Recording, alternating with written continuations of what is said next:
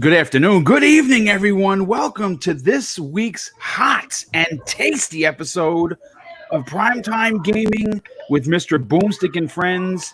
We have an absolutely outstanding show for you today. The opening topic is so big. It is so stout with Xbox goodness that we're going to break it down in two levels because you know what?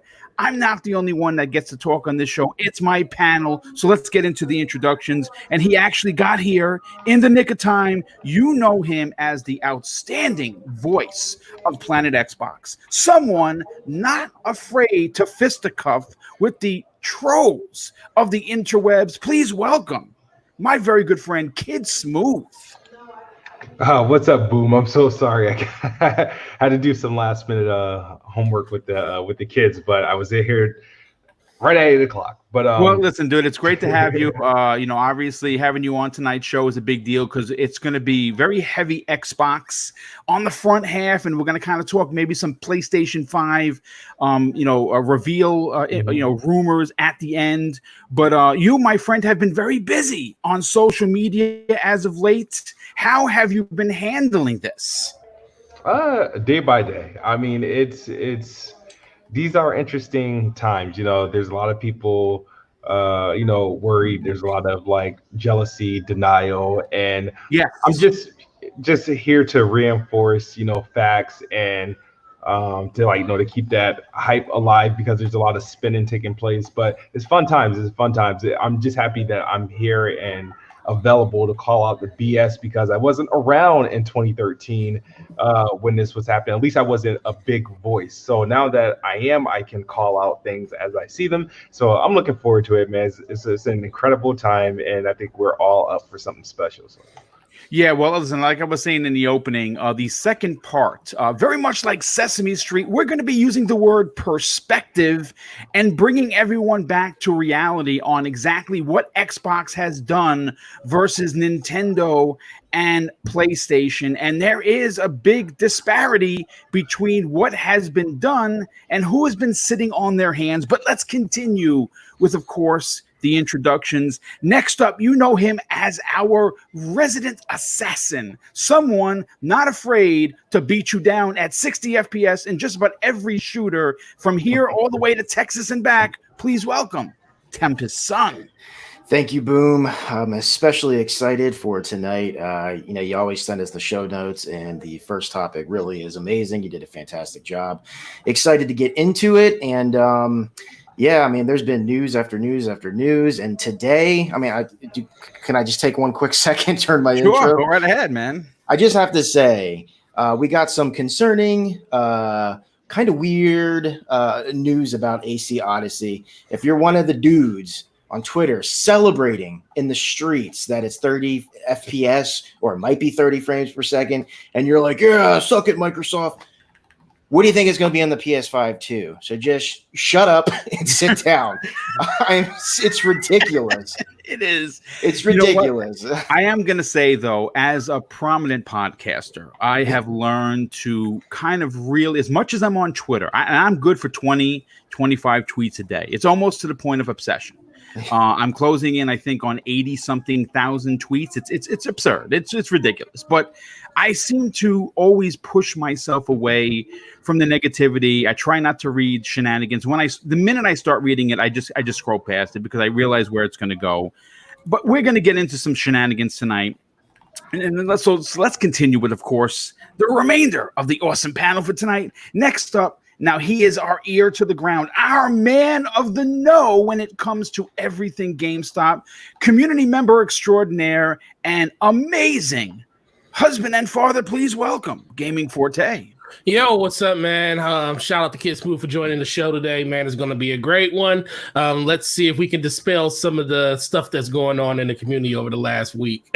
Oh, yeah, it's going to be good. And last, and in no way least, flew in not on the Batmobile, but took the Batwing to make sure he was here on time. Our resident Cape Crusader, please welcome Cybernox. Hey, what's going on, Boom? What's up, chat?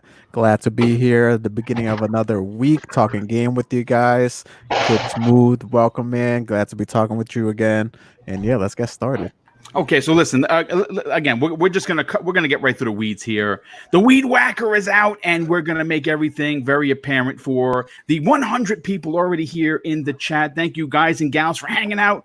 So let's go. So okay, listen, it's now been 5 days since Inside Xbox, the incident, as they're calling it, and the gaming community has been very vocal of what transpired. I have already given my personal opinion on the matter. I really enjoyed the show for what it was and the games being shown. I also have to say that the word gameplay might have been overused, but we're going to get into that in a second. Now, I have to be right up front. As someone who has very recently just sewing up the last few achievements in Assassin's Creed Odyssey.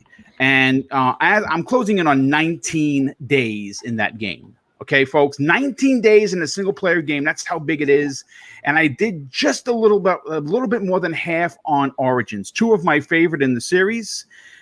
So I'm going to be, again, have to be completely forthcoming with the Assassin's Creed Valhalla portion of Inside Xbox. I was a bit let down because simply I was under the impression that we were going to get controller in hand, a game demo of sorts from the producer. Now, I understand these are challenging times. Right now, everyone is working from their kitchens, their so-called offices, and sometimes their living room.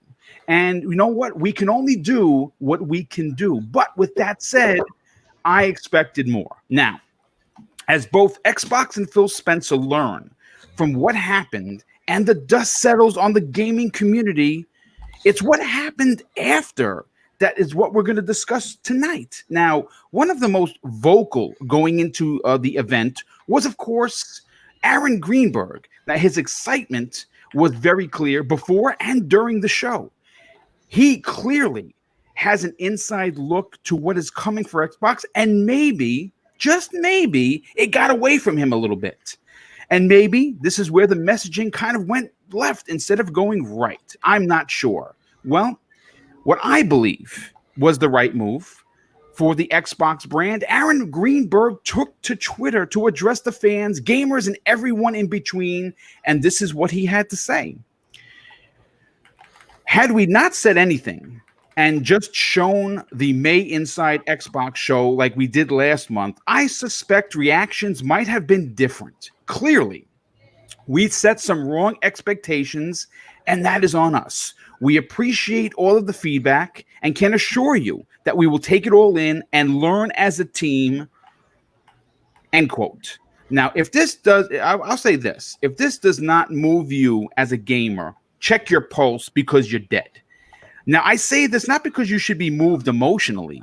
It should show you that as a gamer, the Xbox and Microsoft company actually give a shit what you think and that they realize a mistake was made publicly. Now, before we get and now before we go any further, like I said, this is I wrote this topic and this is a big one. So what I'm going to do is I'm going to scroll down to the question that I have for the panel and of course the chat. And I'll say this. Now, the question of the day, and Kid Smooth, I want to start with you because you are our guest. In your opinion, was it the right thing to do for Aaron Greenberg to have apologized publicly on Twitter, admitting that there was some sort of a disconnect with messaging? And did Xbox as a company do the right thing by publicly addressing the community as a whole? Yeah, I mean, he had to address it. I'm happy they addressed it and not let everybody talk all that madness without them like addressing it. And he was the one I was hoping that said something, because the thing is that, as you said, the event, if you sit back, and I don't know if any of you guys rewatched it since. I watched it 3 times, Kid. Yeah. Now I rewatched it, and to the point it's like, oh, actually, I enjoyed what was shown. But when you think about it, it was the magnitude of the hypeness. Because yes, we thinking Xbox Series X gameplay, and you're thinking about previous, new console reveals and stuff like that, and how those went. So the hype level is like next level. Even though they brought us down to earth when they said no first party. It was going to be all second party and third party. It was like, okay, well, I'm still excited for, you know, Assassin's Creed Valhalla, because Assassin's Creed's been like my favorite IP over the last over this gen pretty much. So I'm like, okay, so I'm still hyped because the Xbox Series X is first look gameplay, and yes, expectations were there, and they did nothing to help their case. Had they done it like April's Inside Xbox, remember how they just said, oh, Inside Xbox is going to be this date, and then they gave you the menu, and then the next day it happened, and it was okay, whatever. Now, if they did the same thing, right, with this particular show and changed nothing and kept the same format, everything, right, it would have been lit, because our expectations weren't there. We're thinking, oh, another Inside Xbox. For Inside Xbox, what we saw was actually awesome. Yeah, it was. It was minimum talking. The games looked good. They opened it with that bright Memory Infinite. Ooh, dude. When I saw that, I was like, man, this looks dope. Right? You know, when I first saw that kid, I didn't know what my eyes were seeing. I said, wait a second, this can't. I thought they were opening with, of course. I thought it was Crisis. Yeah, Crisis. I played it. The game's amazing, by the way. Dude, I thought it was the new generation Rise. I thought they put FF being back in the past. I thought they were bringing to the future, bro. Like, no, seriously. And I'm like, yo, what is going? But it looked awesome. It looked like a next generation game. So the thing is that what was shown, I had no problem with the content. The issue is with the hype, because I feel like what made the show like poor is like the headliners were to be Assassin's Creed Valhalla and then obviously Madden, and those who showed the least amount of stuff. They didn't show anything those were the headliners, what you were watching it for.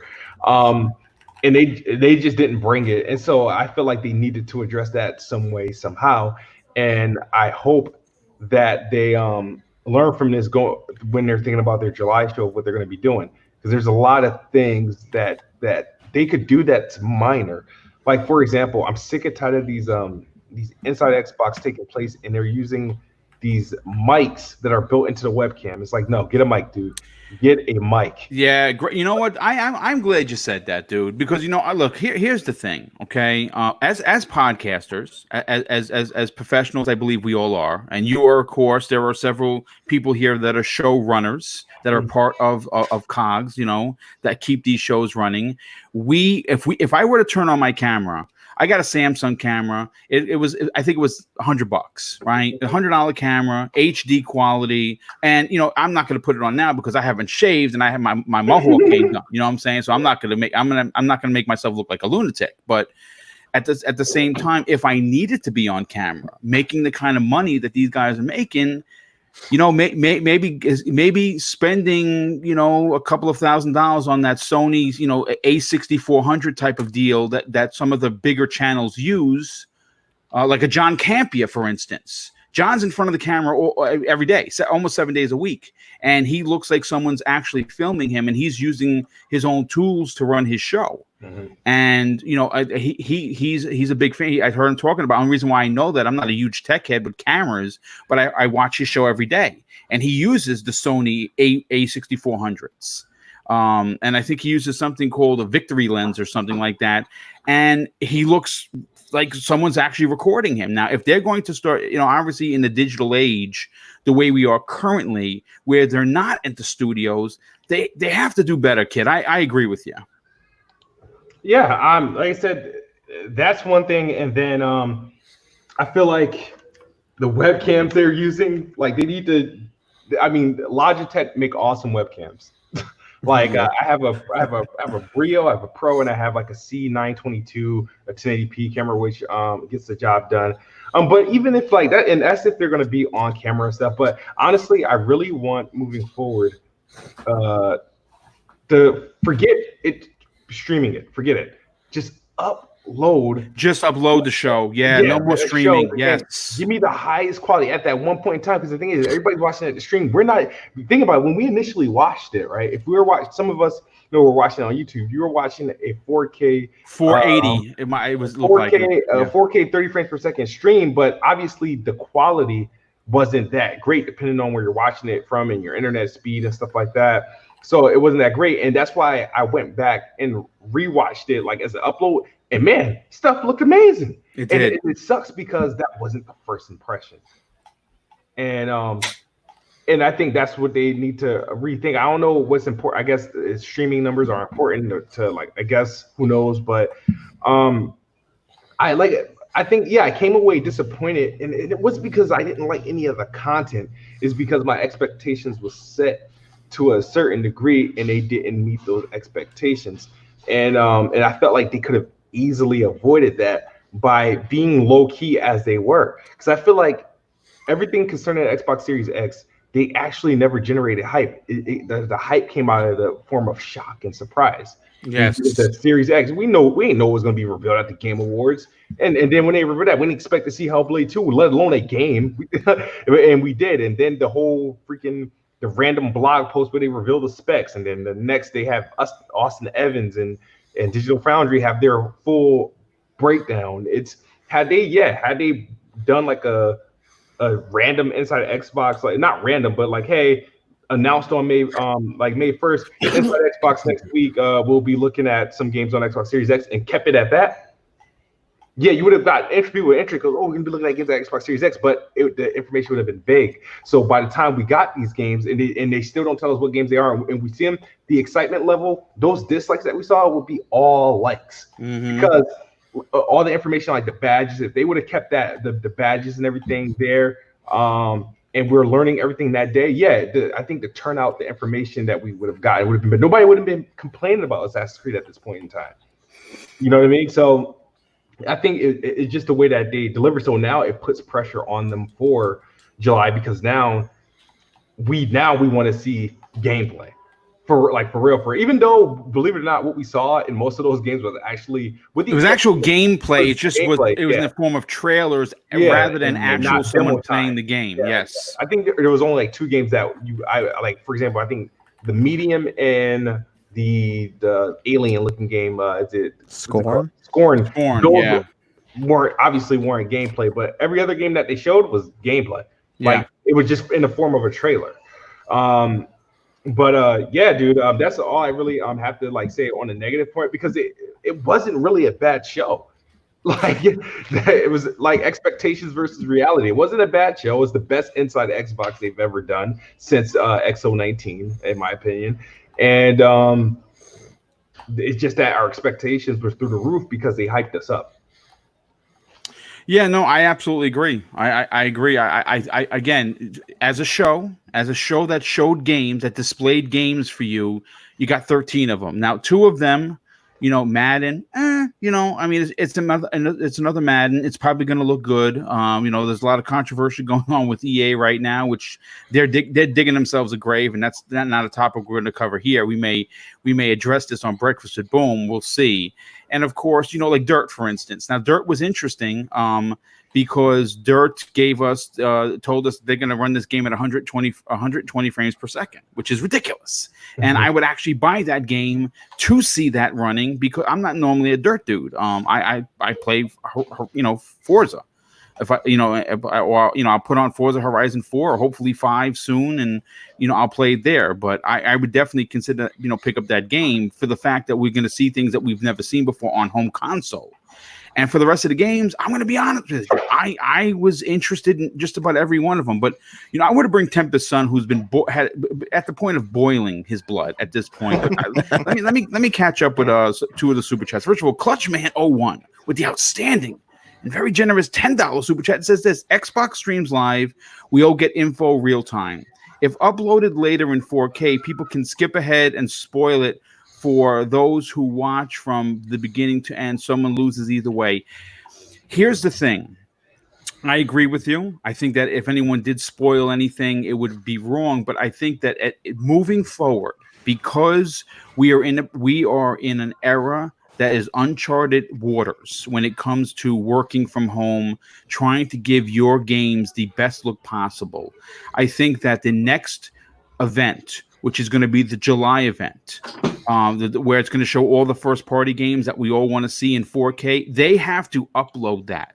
Let Phil Spencer record something, right? In 4K. Hey, we understand. We are responding to the feedback of the people. You didn't want to stream, so we're gonna just upload this, and they'll get 7 million views on their YouTube channel. You know what I'm saying? They just can't stream to somewhere else. I don't know where else to. You just don't stream to Mixer. Sorry, because you don't want a repeat performance. So. Let me just, Valerian drops a $5 super chat. Thank you for your generosity and thanks for being here. He says this: I kept watching social media on Mondays. After the 12th teraflop spec drop came out of nowhere. So surprise works. Yes, it does. Eagles fan 76 drops an outstanding $2 super chat. Says AC can't get that optimized for XSX sticker. I don't know. I don't know what's going on with that. But so you know what? 10%. Let's bring you into the conversation here. Okay, the event happens, right? Wording and see, this is what I get a little annoyed about, because people are screaming, "I'm underwhelmed. I was gypped. I didn't get my candy." You know what I'm saying? And you got 13 games. Now, maybe they're not your 13 games. But a good friend of the show said that if you walk away with seeing 2 or 3 games that you really like, you then Microsoft won. And that's King said that, as a matter of fact. King from the Iron Lords podcast. He actually said if you walk away from a reveal like that in 2 or 3 games or something you're digging, then Microsoft did their job. Well, guess what? I was interested in every one of the 13 games. I mean, and not so much the big AAA bangers. We know they're going to be good. I was interested in all of the smaller ones. Your scent looks like fire, bro. Yeah, it absolutely does. So you hear this, you hear everyone's complaining. It's getting downvoted 15 times more than it's getting upvoted. People are screaming in the streets. People are crying that Xbox has, went back to their old ways. Aaron Greenberg gets out in front of this. He gets on social media immediately and admits that, you know what, the hype levels might have been too much. Maybe he was too excited. What are your thoughts? Was it the right move for Microsoft to get out in front of this? But more importantly, Aaron himself, because he was the hype man for this event. It was the smartest thing of them and or Aaron to do. I'm sure he didn't go on and apologize without approval, probably. But no, it was absolutely the smart choice here, because the narrative immediately afterwards was, hey, Microsoft knows they screwed up and they're probably going to learn from their mistakes. If they don't, then how the heck did they become $1 trillion company? You know what I mean? Yeah. So no, I think it was absolutely the best thing to do. The whole gameplay thing, I understand. As a matter of fact, my perspective on it, and this was like a real-time reaction of me, I couldn't even really sit down and watch it uninterrupted. I had to keep on taking small breaks, and hopefully nobody was watching me because I was supposed to be working on cars. But, I kept there and I had my earbuds in. I was trying to sit there and watch what I could. And I thought they were killing it, man. I literally thought they were killing it, knocking it out of the park. I was getting hyped every time I heard that sound, the new boot up sound. It reminds me of the old THX days, back when the THX symbol came on. And my dad's always been in the sound and audio, so I was going, that's what it reminded me of, So I loved it. I thought they were killing it, but my honest gut reaction completely flipped on me, and I was like, oh, that's a fail. I was sitting there and I couldn't believe it, because they showed Assassin's Creed, and then after like a minute and 30 seconds or something like that, the director of the game came on and started talking, and they did that mini interview. That interview was like the exact same interview of what they had on IGN and previously. So I thought that was kind of cheap. There's almost no new information. It was literally like he said the exact same stuff he told IGN. So there's no new information there. And then they didn't go back into it. That was it. And as soon as that happened, I was like, oh no. That was my reaction. Oh no. I'm like, this is going to get ugly. Sure enough, right after all the reaction shows, everything. So I think they actually killed it up until that point. That was just my viewpoint on it. I saw some gameplay, probably not enough. I'm sure the expectation was to see kind of like what they did with Gears 4 when they showed it off at E3 one year, or Halo 5. That's kind of what I was actually expecting, especially from Assassin's Creed. I wanted to see gameplay of that game extremely badly. Like I really wanted to see that. Me too. Yep. That's by far one of my most look forward to games. Like I can't wait for that game. And that was disappointing. So it really was. But him coming out, getting out in front of it, saying, hey, we screwed up, we'll do better. You know what? That tells me that when we finally get to July and we see the first party stuff, I bet you they just say we're going to show off games. They may or may not show gameplay. I don't know. But I guarantee you we're going to get a buttload of gameplay. It should be simply stated that it's going to be a look into the future of Xbox. Right. Ija. That's it. Yeah. Nothing more, nothing less. Not gameplay footage. Not designer insight. Mm-hmm. Here is a look into the future of the first-party studios for Xbox Series X, and that's it. Cut to black and call it a day, and just run trailer world premiere after world premiere, because then what you do is you eliminate doubt, you eliminate the wording issue that everyone seems to have a problem with. Narrative is completely thrown away. Here is our 15 fucking games. Shut up and take it. Now, pardon my French, I don't normally like the curse, but sometimes you got to throw an F-bomb in there to get your point across. And that's what they need to do. Now, I don't necessarily know if anyone from Xbox or Microsoft is listening. I'd like to believe that they are, because we put on a goddamn good show each and every week. But with that said, is there anything else you'd like to add to what you were saying, regarding the situation before we move on to Cybernox? Yeah, I'll just make it short. Shout out to Randall Thor.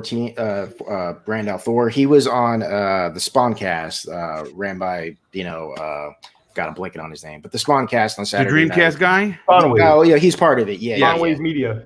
Yeah, Spawnway Media. Thank you.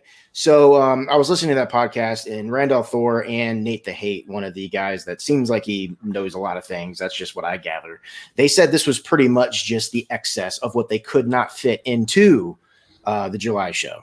Yes. If that's true or not, you know what? I don't know. But if that is true. Listen, I will say this. I'm very good friends with Rand. As a matter of fact, I'll make the announcement now.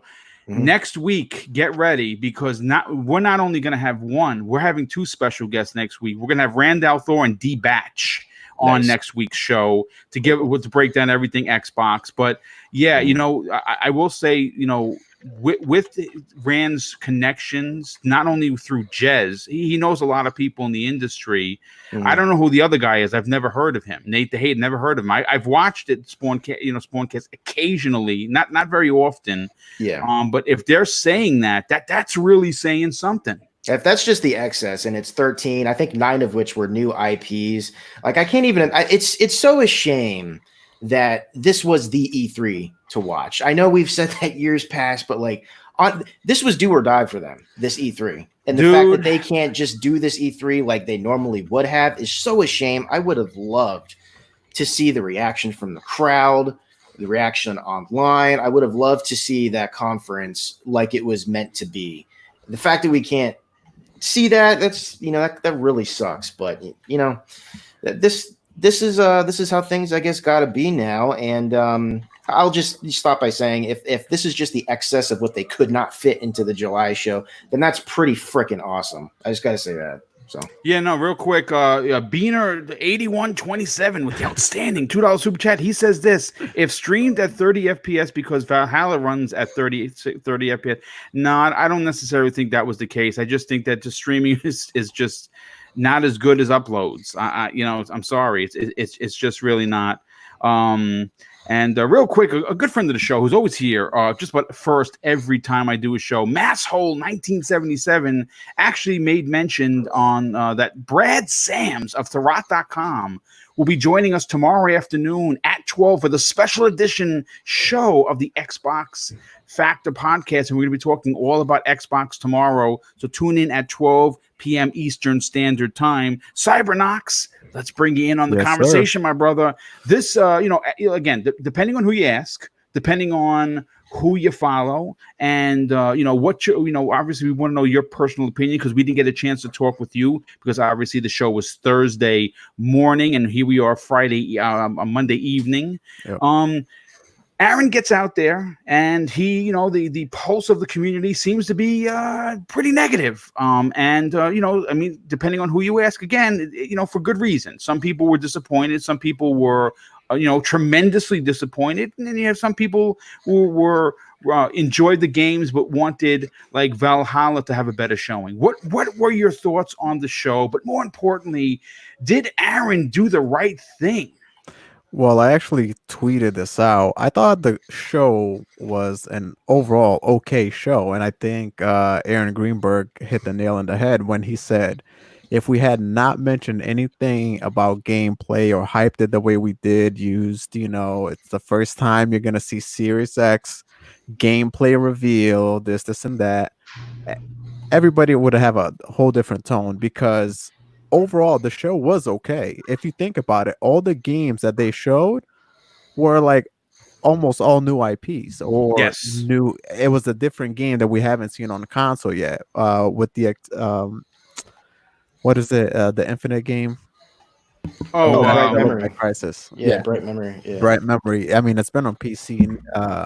It's on PC now, but it's good too. It's good. Yeah, but it's the first time coming to console. So Right. I think they overhyped or they used the wrong terminology that they should have used for this show in particular. Now, there were some things that I liked about the show, but there are some things that I didn't like about the show. I think Smooth mentioned this, like the quality of the show just wasn't there. Like, what are you doing? Like, I know they were talking about streaming, but I 100% agree with Smooth. Like, listen, do a pre-record this. It's fine. We'll take it. You know what I'm saying? Just put the best production out there that you guys can do. And I thought it was a real bad look for Aaron Greenberg. I mean, I thought it was hilarious when he had the green screen and he's showing the refrigerator. Yeah, that was hilarious. Yeah. So, like, for the head of marketing to have like the worst quality camera, like image is what you're trying to imply here. Like you're head of marketing. So, but besides that, I thought it was an overall okay show. They showed us games from beginning to end, and they left all the dev talk, all the in-depth dev talk at the end of the games for the end. That was fantastic. And there was like, it seemed like they tried. And if you didn't think Xbox was going the mature route, a lot of those games were all mature games. Let me tell you, the tone of that was just like, whoa, what's going on here? But I think it was smart of them. I think it was smart of Greenberg to come out right away and just put a stop to the leak. You know what I mean? Plug that hole real quick. Just say, hey, yes, expectations.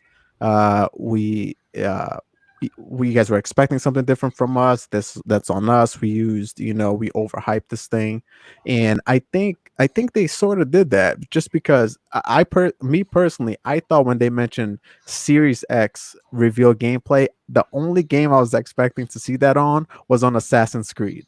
That's it. I was not. I thought all the other games were just like another Inside Xbox. We're gonna see trailers. We're gonna talk about it a little bit. So when Assassin's Creed didn't show, trust me, I know that they said they showed elements of gameplay on that CGI trailer. That shit is not gameplay. All right, gameplay is us seeing the developers actually doing something. Again, with the simple phrase "controller in hand." That's it. Him controlling the character, climbing on buildings, calling the crow to look through the crows, whatever. I wouldn't even mind if it was they mentioned that there's going to be a community system now and things like that. You're going to be able to build up your community. Yes. I didn't even care if they had shown me that, but the fact that they didn't show no gameplay is just like, wow, like what's going on? Bright Memory was the only game that I can recall that showed a little bit of gameplay. That showed actually. Oh no, there were quite a few. The Ascent showed a ton of gameplay. Which is a top-down shooter. Gameplay. That's right. Yeah, that's right. Second Extinction showed the gameplay. It looked like gameplay to me. That's right. And that space game also showed gameplay. But what the only gameplay that I was expecting was to be revealed on the Series X Was going to be, of course, Valhalla. Valhalla. That's it. And then when I didn't get that, I was just like, oh, they're calling what they're showing to us on the trailers gameplay, but I understand, man.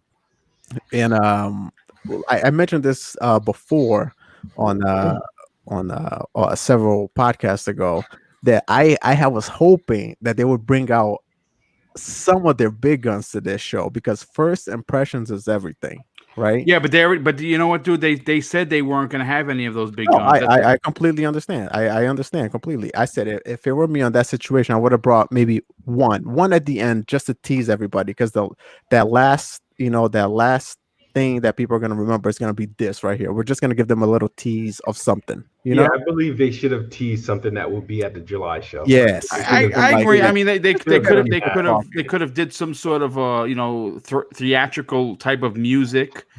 Tune in July. You know what I'm saying, to get the full reveal. I don't even know where my expectations should be, because remember when the Matt Booty interview with his small segment, and he said when he confirmed that Compulsion, Obsidian, and he said Double Fine would be Double Fine was going to show something. Yes. In the last, he said obviously 343 with Halo, but even though that I'm happy to hear that, but the ones we really want to hear is Playground and the Initiative. Yes, and I believe that's gonna be there. I'm sure in July they're gonna show all their big guns, like I've been mentioning. So it's just like, hey, this right here, this was just a little small misstep. This was an inside Xbox. Xbox has been doing too many good things for you to think that one show. Yeah, well, we're gonna get back. We're gonna break that down in the second part of the. Besides that, I thought it was a good show. I don't think it was a great show. I thought it was good. I like the games that they did show. I was more disappointed with Assassin's Creed because I was expecting gameplay, but that's an Assassin's Creed thing, not an Xbox thing. So yeah, just fix your camera, guys. That's it. Come on now. Yeah, you got to spend the money. I mean, when Matt Booty jumped on camera, you can tell he was using a quality camera. His was very clear. You saw his background. Everything was very crisp. I saw that, and I was like, "What are you doing, man? Come on!" Yeah, and unfortunately, Aaron's camera. Again, I'm not sure if it was a mounted camera. Was it the PC camera? Probably the PC camera. It really wasn't that good, and they just need to do better. But you know what? Closing out topic A of part one, if you will. Gaming Forte. I want to grab your opinion on this, because look, if there's one thing that has been running true with Microsoft and Xbox in the last 6 months, it's been transparency. Phil Spencer has gotten out there. He's done a ton of interviews, and community feedback is super important to him personally. Getting it right with the community is obviously very important for him personally. Being forthcoming and very clear with the community on the direction of the company and the Xbox brand. Do you think it behooved more so than Xbox, but Aaron Greenberg to get out there, do the public statement, and kind of just take the L on this one? Because again, as an inside Xbox, I think we all agree it had a lot of games that a lot of us are going to be playing. And unfortunately, due to, I suppose, production limitations, we had no idea what was console exclusive, what was exclusive. None of the information came out until later. And I think they need to do better in whatever they're going to show. It's supposedly in June and July. There's going to be multiple events. But what of Aaron's comments and him going to social media to kind of just answer the call?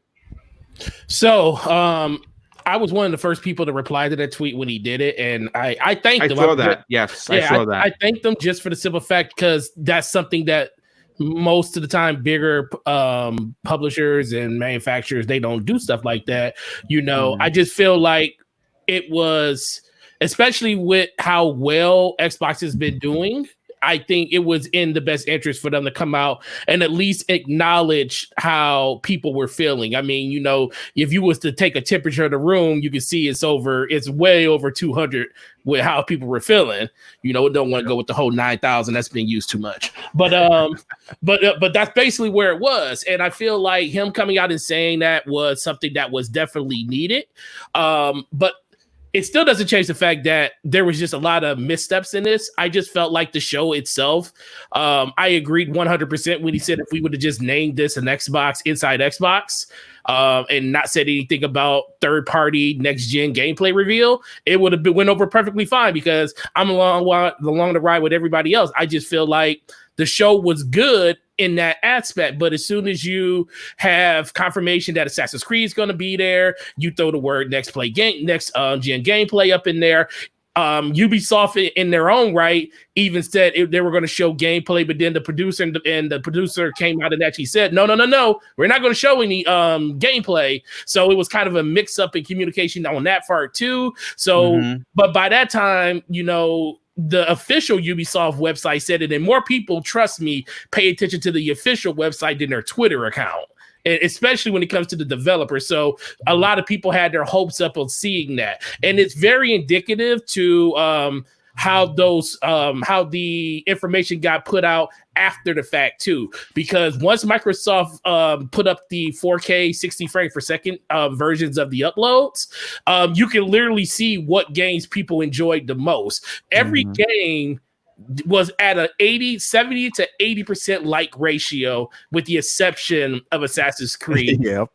Assassin's Creed was bombed. Was like negative, like 23%. That's what the dislike ratio was. And I honestly believe that's the main reason why people were taken really back from this reveal that they had, because the one game that was supposedly showcase what the system is, not saying none of the other games weren't good, because I played Bright Memory on PC. It's been on there for quite some time now, and I was one of the people that got into that very early when it was only $10 and you get the whole thing.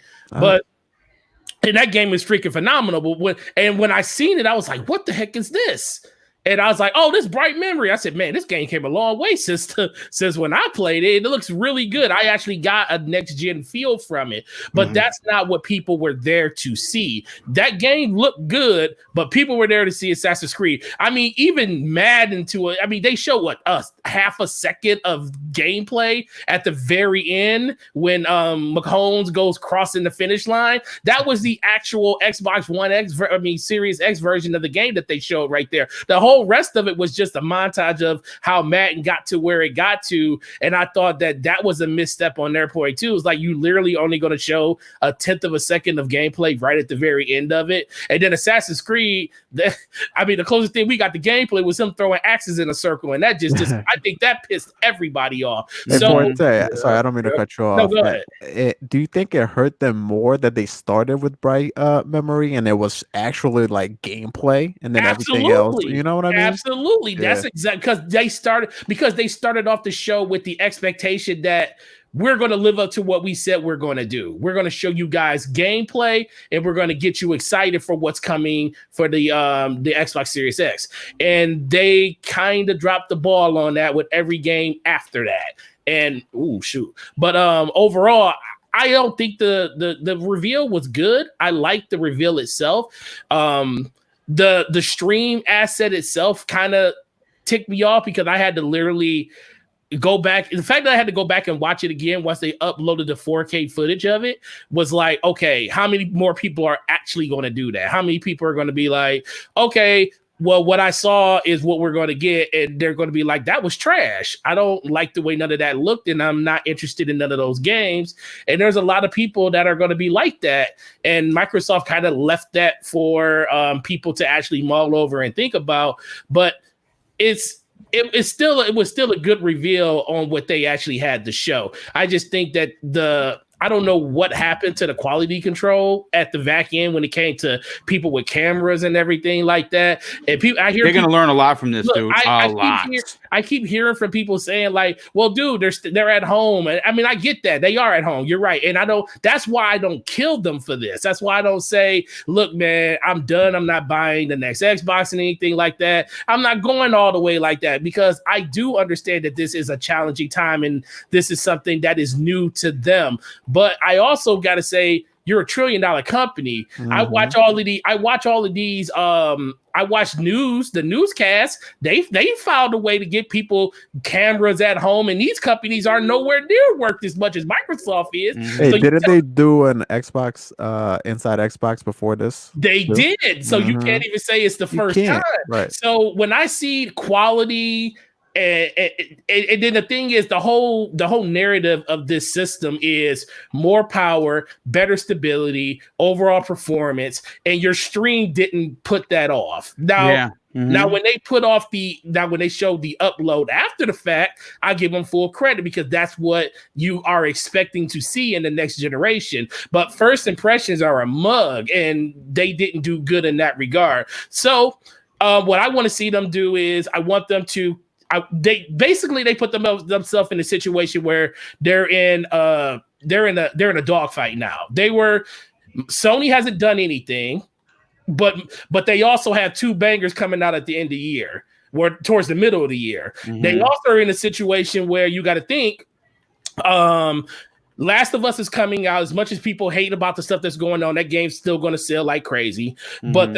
But that game's coming out in June. The Microsoft reveal is at the end of June, beginning of July. It's sandwiched right in the middle of Last of Us. It's sandwiched right in the middle of Ghost of Tsushima. So Sony is in a situation where their games are going to be speaking. Now Microsoft really has to show what they got. Yep.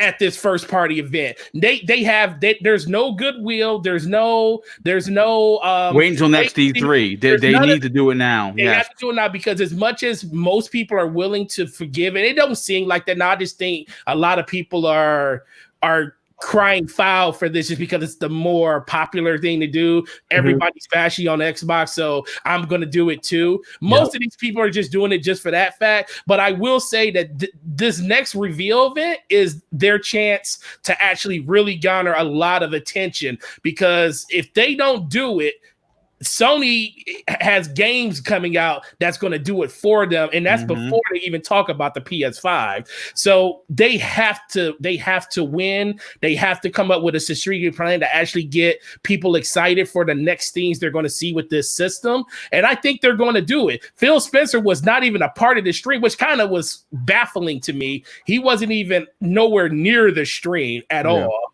It was all ran by Aaron Greenberg. So Aaron Greenberg, I give him credit. People keep saying that it's somebody else. Aaron was there for the last 6 months when all this stuff was going good.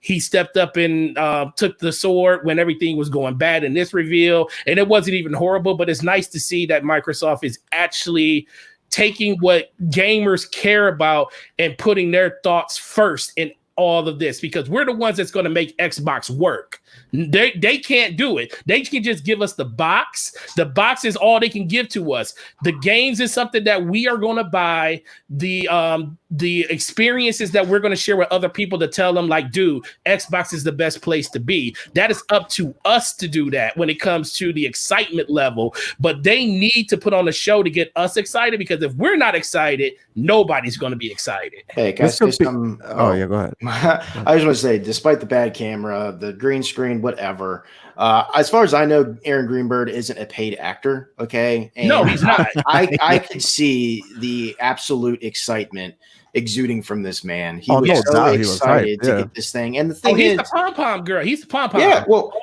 he knows what's to come. Yeah. So this was just the first of many steps for them, and that man was excited. I don't care what anybody says. That dude knows things. Yes, he was. And that was an excited. I said that on the reveal show. You could tell he was giddy as a kid. Yeah, I mean, even Matt Booty was taking the professional approach, probably trying to taper people's expectations just in case.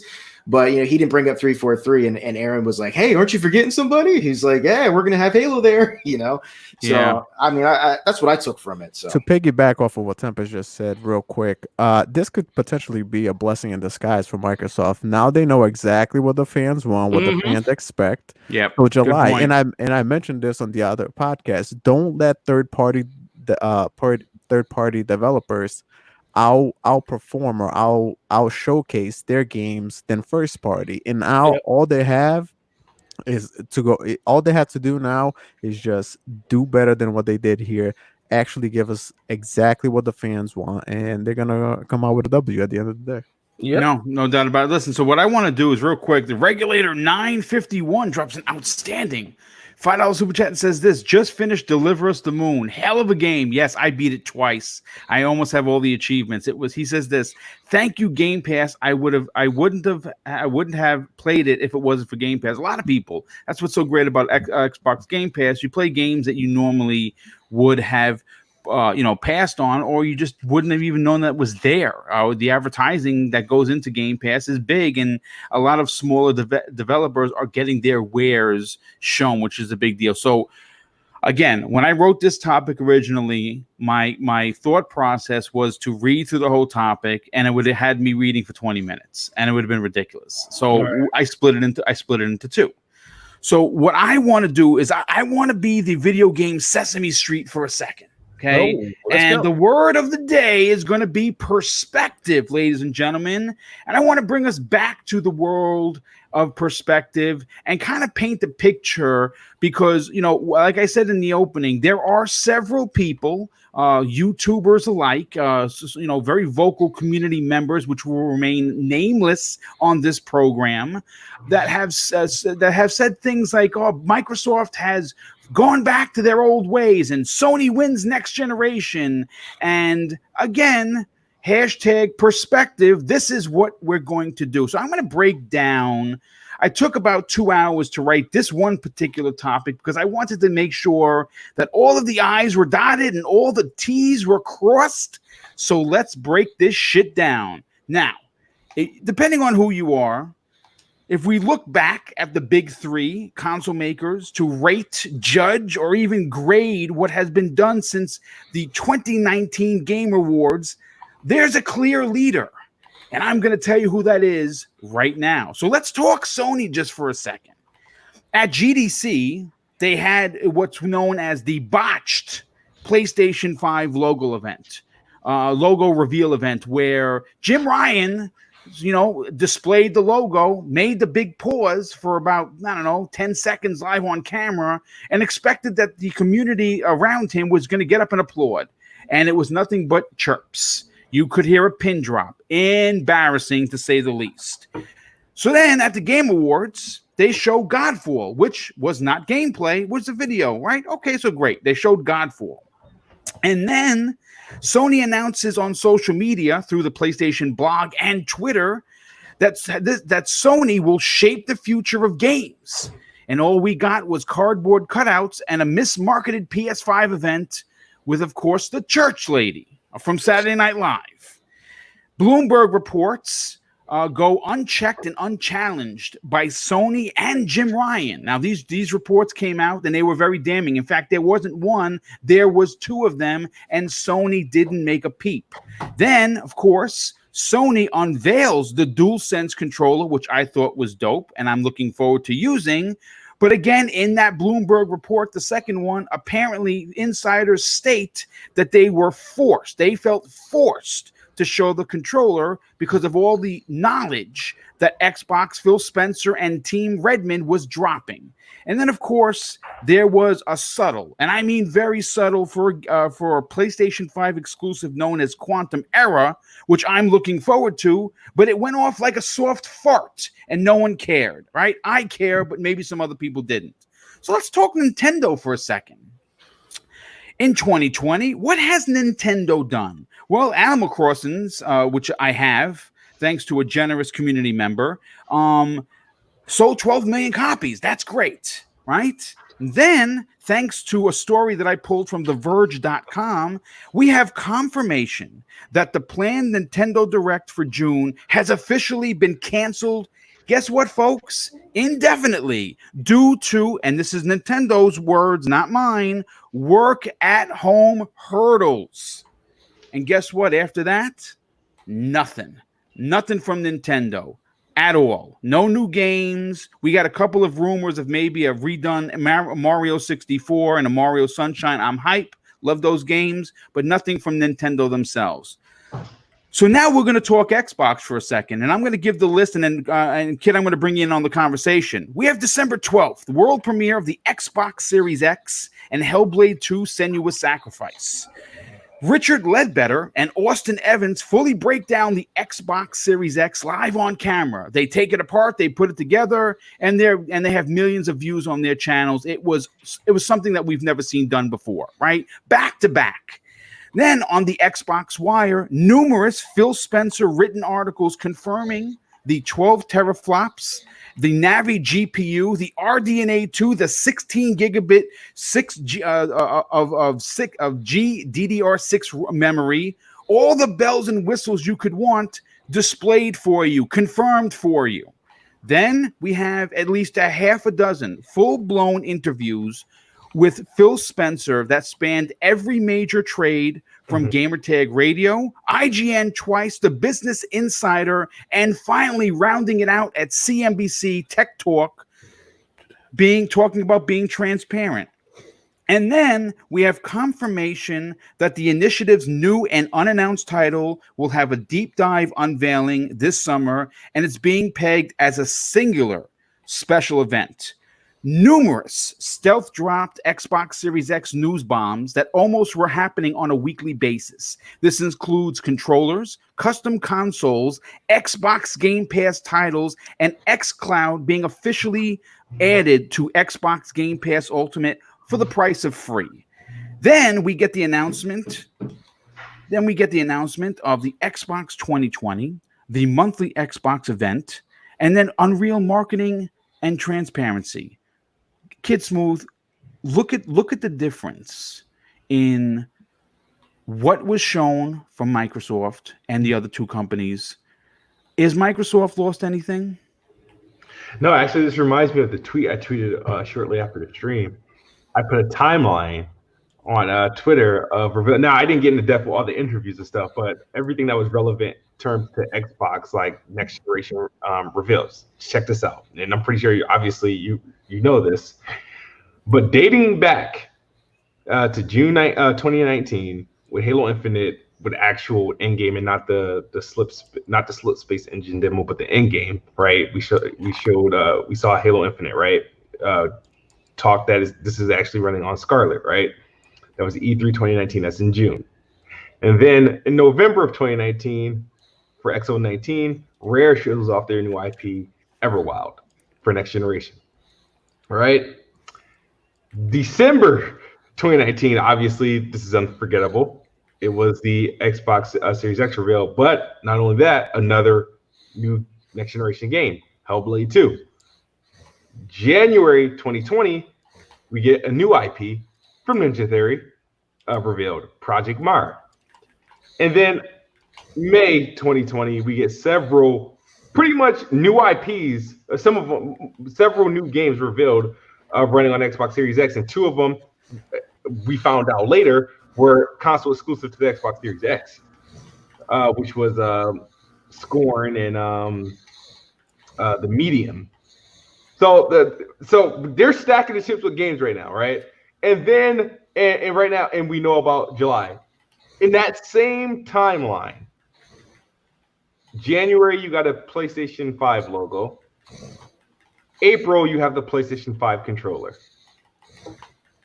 In comparison. But we are all supposed to be outraged because we didn't like the May event. Even though we've, at this point, from this point forward, we have pretty much over, I think, when you count all the games up, it's about like 20 games already shown. Hey, Tom. So Xbox is actually, I'm not mad at Xbox. I'm happy with Xbox. I'm happy with what I've been shown. Everybody, want to throw out keep talking about, obviously The Last of Us and Ghost of Tsushima. That's cool. That's cool. PlayStation 4 still has some bangers left. But what are you talking about for like the PlayStation 5? We know that it has a super fast SSD. We know what the logo looks like. I mean, we probably could have guessed that 5 years ago. And we have the controller, which is probably like the biggest change of anything. Yeah, sure, it's interesting. But me, if I was a PlayStation fan as much as I am an Xbox fan, I'm not gonna say I would be worried or concerned. I would be annoyed though, because at this point, I'm hungry. And I like next generation talk. I like console reveals. I like when we're like ushering the new generation. It's just a very exciting time. But when it comes to like who's doing what, who's actually talking, who's actually bringing in the next generation, there's only one publisher that's doing it, and it's Xbox. They've the only one that has been consistently dropping information and pretty much been completely open and transparent. There's really no more questions about the Xbox outside of price and the date that it launches. So we've been seeing games. We've been showed games. I've been sharing the same 3 screenshots to hit people back with, oh, but it has no games though. Where are no games though? Even though they were the only ones that revealed games to this point.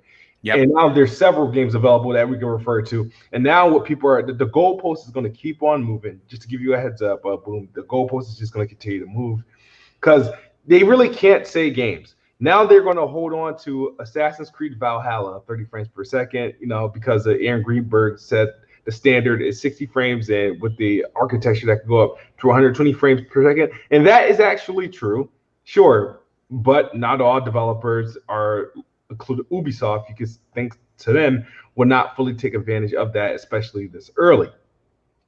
But what people will hold on to smash Xbox is 30 frames per second Valhalla, and they're starting to come off the whole Xbox One holding Series X games back, because now there's already 2 confirmed Series X only games already, so they can't really talk too much about that. They're losing that narrative, so they got the 30 frames per second narrative, and they have the May event sucked narrative that they're going to hold on to, and that PlayStation is going to come in and swoop in and kill it in June. But they can only hold on to those 2 narratives for another month, because I feel like obviously once July hits and we get those reveals and we get the final information we need about the Xbox Series X, I think people are just going to have to shut up.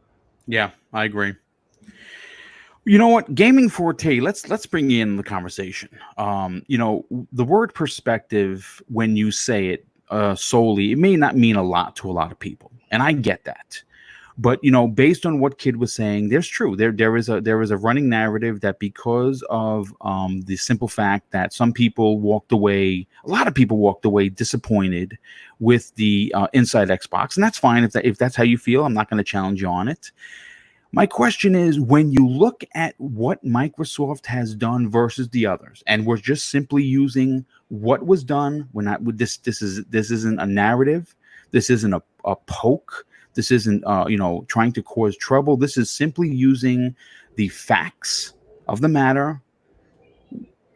Has Microsoft lost a step?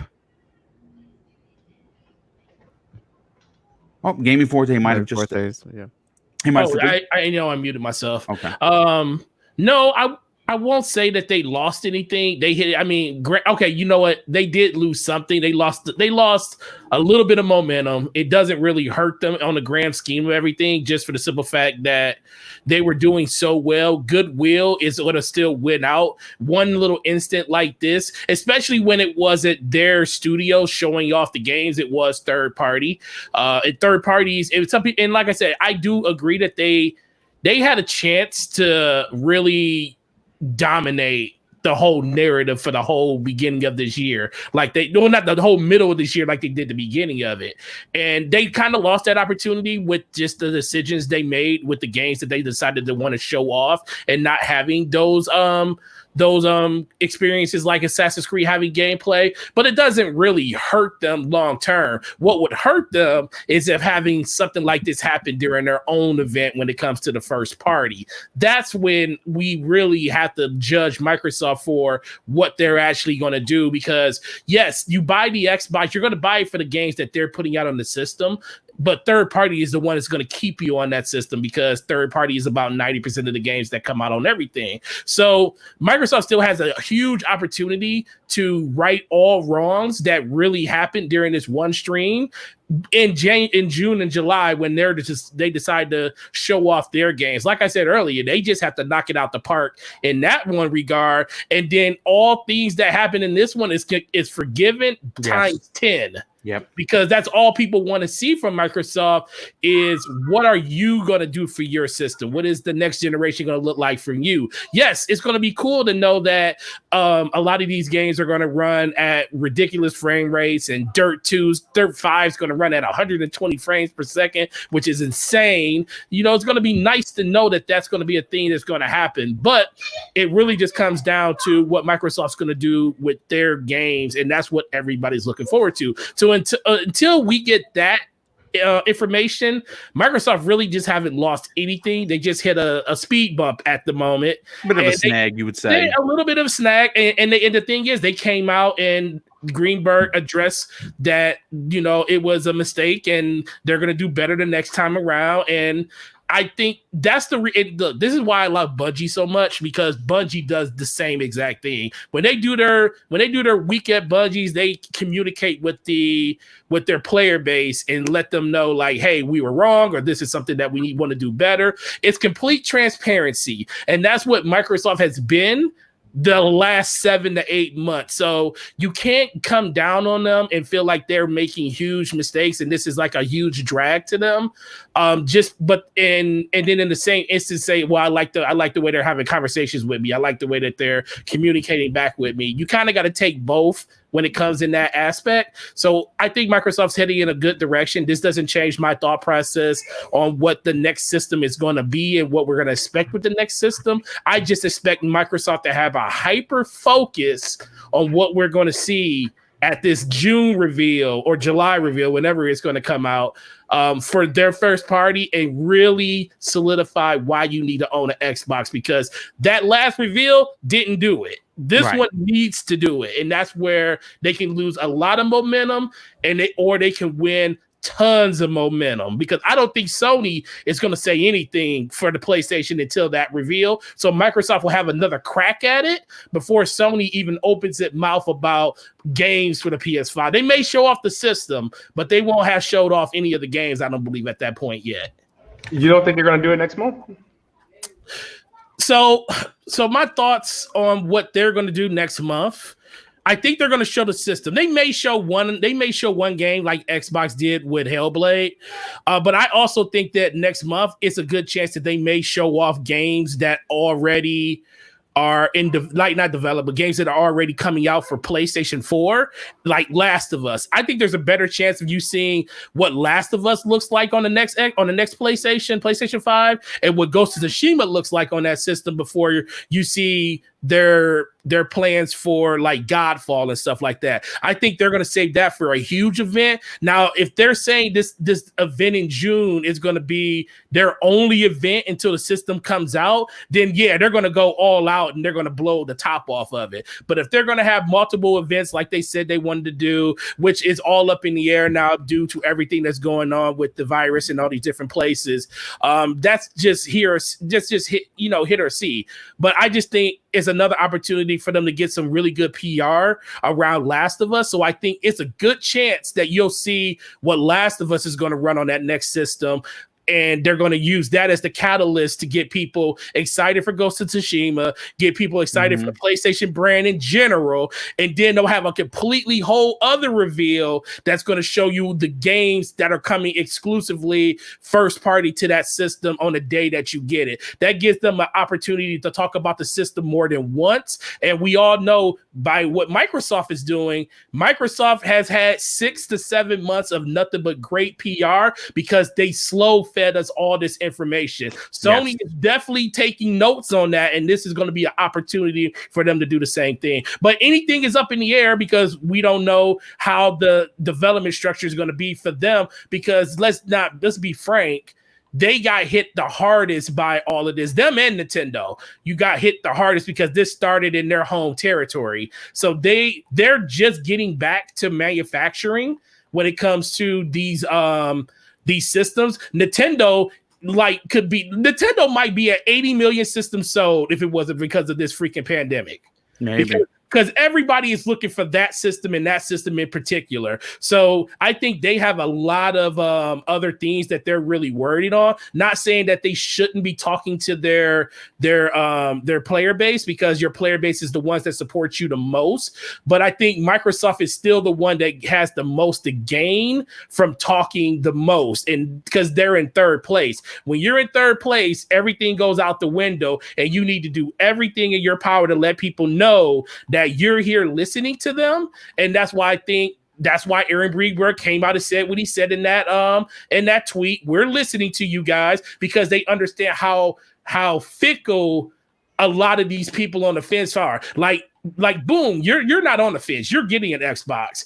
Tempest, you're not on the fence. You're getting an Xbox. I'm getting an Xbox. Kid Smooth is getting the Xbox. So we're not the ones that they're really targeting this narrative towards about apologizing. We understand that Xbox had, they had a hiccup, but we also know that we're still going to get the system because we know what the system is going to have for us in the long term. But what about those people that are on the fence that didn't go back and look at that 4K stream to see exactly what it is? He came out and said that stuff for that 80% that they trying to get back from Sony, or at least try to get to buy both systems, because I think this is going to be the highest generation where there's going to be more people playing on different platforms, and all of us are multiple platforms for that matter.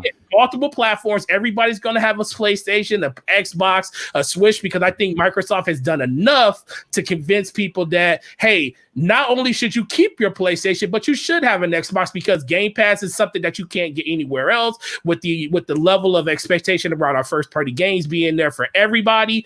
And yes, you can get stuff like PlayStation Now on PlayStation, but where can you get first party games with that package for the price that we're doing it? So I think they're giving people a reason either to play on Xbox, play on PC, have a PS4, have a Nintendo Switch, and enjoy gaming, because that's all Microsoft cares about, is you just enjoying gaming. And as long as they stick with that narrative, they're going to be perfectly fine. And that's what I hope they keep doing, and don't succumb to all of the pressures that everybody wants them to be under. Do what you've been doing, keep the conversation still going, and feed the gamers what they want to hear, and they'll be fine. No, I agree. I think that the first party is going to play a huge part in what they do, and if they show it off, like I think they're going to show it off, like I said earlier in the topic, they have learned a lot from these missteps. Yes, and I think that they're going to bring it for this July event. Real quick, I have to catch up on some of the super chats. Bounty Boom drops a $5 super chat and says this: remember I said it on the show a month ago, where is Sony's 100 shows? Yeah, well, that's certainly not happening. And Nightwolf 3186 drops an outstanding and very generous $5 super chat and says this: excited to hear Boom and his highly talented panel of guests once again. This community gets me inspired and hopeful for gaming and its future. THX. Well, thanks so much for being here, dude, and thank you for the kind words. Thank you for being a highly intelligent listener. Yes, that's awesome. Cybernox, let's bring you in on the conversation. These stats that I broke out moments ago, I think are levied in a way that they make sense. There is no fluff to it. These are just incidents and situations that have occurred from one developer to another. We know Nintendo hasn't said much. PlayStation hasn't done much, but Microsoft has been killing it. And that's the word of that the kids are using these days. What are your thoughts about the narrative somehow being switched to Microsoft stumbling and bumbling? It's actually kind of sad. You're gonna take companies all good deeds that they've been doing, all the right messaging, all the transparency that they've been doing for the last few months, and to come back and just flip a 180 on this just for something that they've done, just for a small mishap, which wasn't even that bad of a show. They just marketed it wrong. It's just ridiculous, you know. A lot of it kind of baffles my mind that most of us gamers here, we should be striving for both of these companies to succeed, because we're seeing the fruits of that labor right now, when one company was knocked to the ground and they have to do everything in their power to come back up. Competition is gonna bring out the best in both of these companies. So you would want for both of these companies to be killing it. Now, the only one that I've seen demonstrate that as of lately has been Xbox. So like everybody here has kind of mentioned, Sony hasn't shown us much, right? We know a little bit. We know that they have two very big AAA titles coming out, one in June, now one in July. Xbox has just been killing it with the messages. Nintendo has always, marched to the beat of their own drum. So I don't know what's going on there, but it kind of just boggles my mind that some people just flip a 180 like that.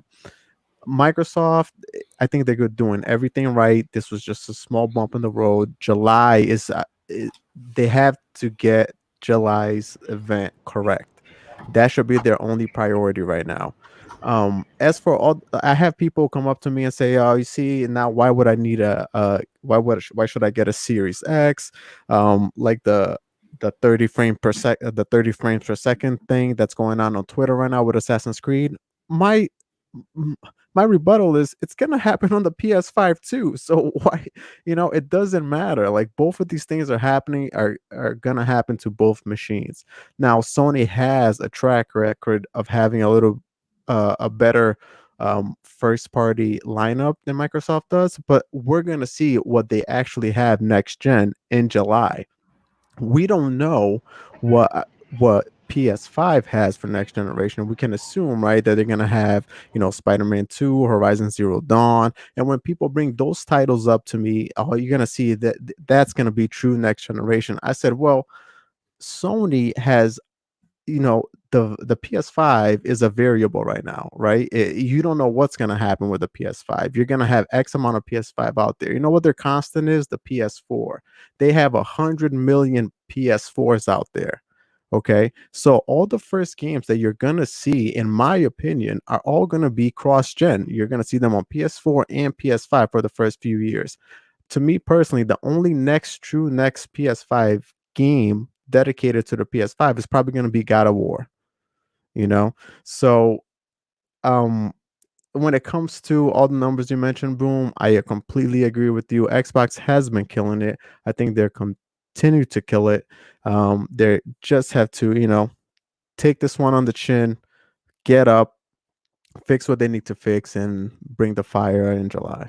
No, that's a great point. And let's close out this particular topic. Tempest Son, what are your thoughts on the facts levied for this second half of the first topic of the show?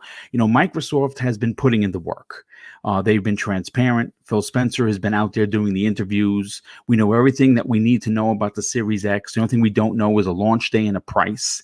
We have everything that we need. The games are coming. July is going to be a first-party event that has been confirmed by Phil Spencer that it's going to be all about Xbox. What are your thoughts when you look at what the other two companies have done to what Microsoft has done? How are some people in this community trying to change the narrative once again? I don't see what they could change, man. It's clear as day. I mean, I don't want to get all fanboy or anything, but Days Gone, you rode around invisible motorcycles and glitched through walls and stuff, and then you had that turd sandwich. What the frick was that? I can't even with the like undead babies and stuff. Death Stranding. So that was all of last year. They had the Genie Undead game. babies, huh? Yeah, Undead Babies. They had the Genie game that nobody bought. They had the game where you create stuff that nobody bought. They had that medieval game. And now in 2020, they haven't. The only thing they released is probably like the worst Predator game on the planet. ever. So thank you, Sony, for allowing them to botch that so bad. But so it's really been not good stuff. And now you have the controversy that is, putting it lightly, with The Last of Us 2. I know people that haven't seen the leak still think it's going to be okay. You heard it from me here first. It's not okay. It's not okay. It's not going to be okay. So their number one studio has a black eye, and I mean a black eye, kind of like, the Incredible Hulk went up there and drop kicked him right in the face, black eye. So it's been nothing but terrible news. No events, no nothing. Nintendo, on the other hand, they've had some bright spots, as much as I hate to admit it, because that company irks me.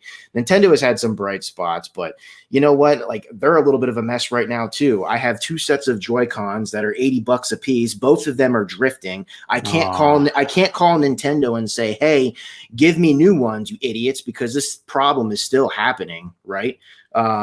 I can't do that because they're sold out absolutely everywhere. They had to call their investors meeting. They were like, hey, sorry, we can't do any new events or anything like that. They did say they had more announcements for later on in the year. I don't know what it is, but if you can't tell their investors that, hey, it's going to be a bright future for the rest of the year. Now, I understand there's stuff going on that they can't control, right?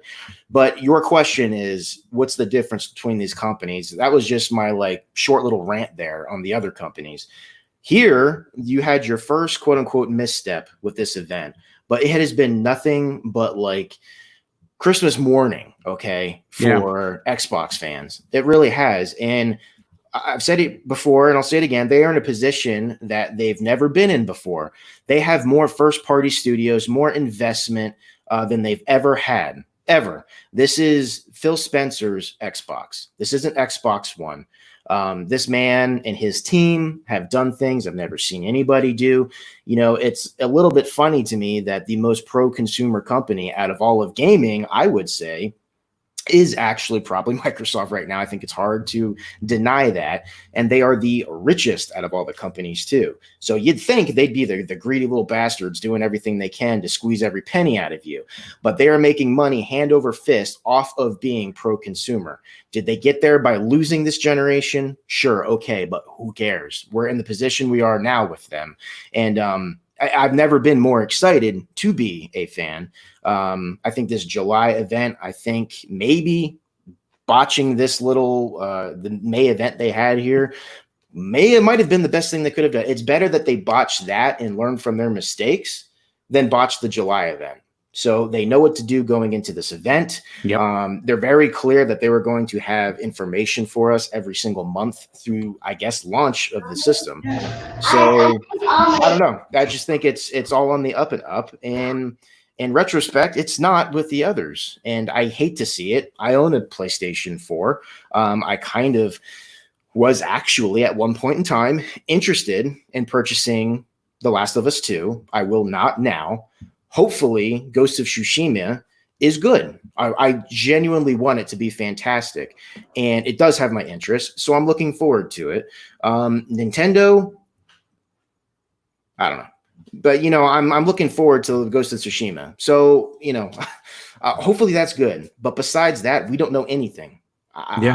We don't know anything. So how can I sit here and be excited for something that I might possibly, well, not possibly, I'll end up getting a PS5. But how can I be excited for it? And so to just try to take the excitement away from the Xbox fans that have been getting this information, shame on you. Why? Why try to move goalposts? Why try to crap on anybody's excitement? This company is trying to do the best that they can with the situation. If it was up to these other companies, we wouldn't have any info, and they would blame it on the way things are right now. They're not doing that. And to piggyback off of that, how can you blame the company that's giving you all the resources for you to achieve those higher fidelities? You know what I mean? You can't. Like this, obviously, something like Assassin's Creed. I keep going to the Assassin's Creed example, just because the Series X is more than capable of playing that game at 60 frames. Right. More than capable. You know what I mean? So now that becomes a third-party developer issue. Right. Why it's not in 60 frames. Yeah, see, there were some people, Titan Drago, love that guy, but he was saying shame on Aaron. He said 60 frames per second was the standard. He should have said for our first party. He Right. should have. But when you're just a person and you're out in front of the public, and whenever you say something, you are kind of like the voice of Xbox in that case. He's the head of marketing. Every single tiny little word that he says or does not say can be used as quote unquote ammo against him. So he should have said, yeah, this is for our first party. But listen, Ubisoft and other companies, they are going to look at their game and they are going to think about what they want to give us, right? Obviously, they're making the game, and it's apparent that Ubisoft wants the highest fidelity possible. I disagree with it. I think they should offer an option for the 60 frames per second. Yep. I've said on this show before that on certain games, 4K and 60 frames per second are an outrageously tall order, even for something like a 2080 Ti. Because currently, if you have like ultra settings, 4K on Assassin's Creed Odyssey, their previous game, a 2080 Ti runs at like 40 frames per second. I get that, but there's things that they can do to get creative so they can run this thing at 60 frames per second, right? So shame on Ubisoft. I really think that they should give the option. I hope this isn't a sign of things to come. I really do not. I hope they are the exception to the rule when it comes to people wanting to make their game 60 or not. But my goodness, man, there's so much is going on, and I about lost it earlier when I saw people literally celebrating that it was 30 frames per second. This is one of the most bonehead things I've ever seen on Twitter. I'm like, and they were celebrating because they're blaming it on Microsoft. I'm like, if the 12 teraflop machine, they feel like they want to boost fidelity over frames per second, what do you think it's going to be like on the weaker system? And I'm sorry, it is the weaker system. Like, what do you think it's going to be like then? It's like you should be wanting all of these developers to make their game 60 FPS on the Series X, because then they can just dumb it down a little bit and it'll be 60 frames per second on the Sony machine. So it's a mess. Well, you know what? Look, let me just say this. Everyone had fantastic points, as always, and I expect no less. This has been a topic I didn't expect was going to take up 3/4 of the show. What we're going to do, and that's fine, because, we're all passionate. We're all excitable about what's going on. I want to bring in the kids back into the conversation. Guys, please. So listen, let's talk about the rumored PlayStation 5 reveal event that is currently planned, according to an inside source, to June 4th. And supposedly first-party games are possibly getting shown ahead of the event. Let me just Kid Smooth is trying to wrangle his little ones. That's always tough. We know that anyone that has kids understands. But you know what? I'll say this. As a gamer who has openly talked about supporting all three consoles, no one is more excited for the PlayStation 5 than me. You know how I feel about their first party games. It's something I look forward to. I am getting The Last of Us 2. No, I did not have it spoiled for me, thank goodness. Hopefully that doesn't happen in the next 4 weeks. Of course, Ghost of Tsushima is something I'm looking forward to, because I love that era of time. I love that era of gaming. The samurais, ninjas, brings me back to Onimusha from Capcom. And I will say this: Sony, who has been dominating this entire generation with stout and industry-defining marketing, has seen a change recently, and we haven't had a lot of information regarding the PlayStation 5. As a matter of fact, we don't know anything. So, of course, when I saw this rumor pop up on Reddit, and a lot of our friends who are YouTubers were running stories on this, I figured I'd make it a topic, because we need to hear something from Sony, and we need to hear something from them now. And I would love to hear some information on June 4th about the PlayStation 5, but we don't really know. I am going to say this. I pulled a story from WCCF Tech, one of my favorite sites to go and get news from. And of course, the very interesting and tantalizing rumor has been making the rounds. And you know what? Jeffrey Grubb, if you don't know who he is a games beat reporter. And he has revealed big events before. And on the Reset Era forums, he posted that, based on his sources, Sony is looking to having their own June 4th digital event where it's going to showcase the PlayStation 5. We're finally going to get to see what it looks like, and first-party games. The question is this going to happen? So let me just bring Kid Smooth. Let's bring you back into. Hold on a sec. Let's see. Oh, he's muted. Okay, so you know what? No, I'm here. You hear me? Yes, we do. So Kid Smooth, listen, this story's been making the rounds. A lot of people are getting excited because obviously, people want to know about the PlayStation 5. I'm one of them. I'm going to own that console. I'm buying it day one. Do you think that with Jeffrey Grubb having the background of scooping things before, do you think that there may be any credence to what he's saying? And does June 4th sound about right for you to finally see what the PlayStation 5 looks like? Yeah, it makes sense because they're running out of time. Like, I don't know how late you can go. There's still things we need to see on the PlayStation. We still need to see what the console looks like, let alone the games. But we still need to see what the console looks like. So we don't know what it looks like. June 4th does sound believable, and they're in a position, honestly, to if it does happen June 4th, to knock it out the park.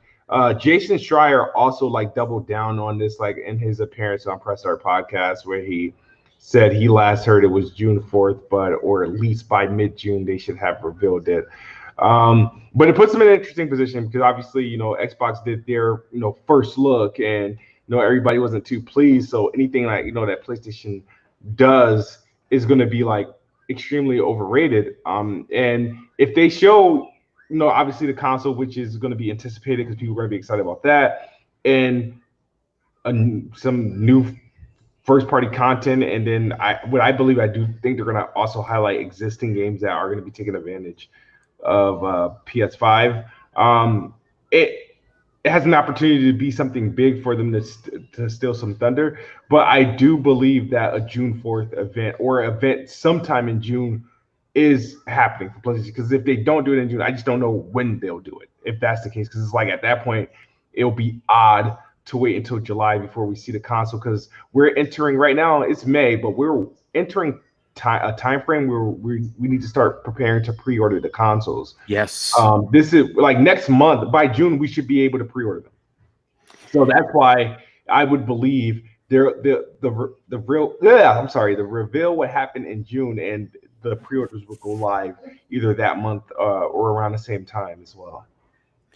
Well, you make a lot of sense. Real quick, before I bring in Gaming Forte, who I'm going to bring into the conversation simply because he is going to be the one making these pre-orders happen. Bounty Boom drops a $2 super chat and says this: I hit that like button. Great show. Well, thank you, dude, for being here, and thank you for your generosity. The Gamer Man drops a $5 super chat. Thanks for being here, dude. He says, "Boom, you're the leader of Xbox, Jedi Master. You're a great friend and open people's eyes that Xbox is not a joke. To make me buy an Xbox Series X, you're a #1 fan." Well, thanks, dude. That's really awesome of you to say. I super appreciate that, man. Gaming Forte, Kid Smooth made a lot of points. He made a lot of really good points. We're getting into the weeds, so to speak, of how late you can show this, because obviously, we heard, again, folks, rumored that at the end of April, Microsoft started production on the Xbox Series X and S, right? We've heard that rumor on Reset Error and numerous other publications. Now, we have no confirmation, but it sounds about right. Now, we have not heard anything with Sony, and I would imagine that they have to start developing and putting these things together for sale in June. Does June 4th sound like a possibility of finally getting to see what this thing looks like? No, I mean, they should have had showed off what it looks like, but I think due to everything that's going on, that got kind of pushed back. A lot of stuff is really just up in the air to interpretation on deciding on if you want to say Sony is just mismanaging the situation, or are they just literally trying to figure out the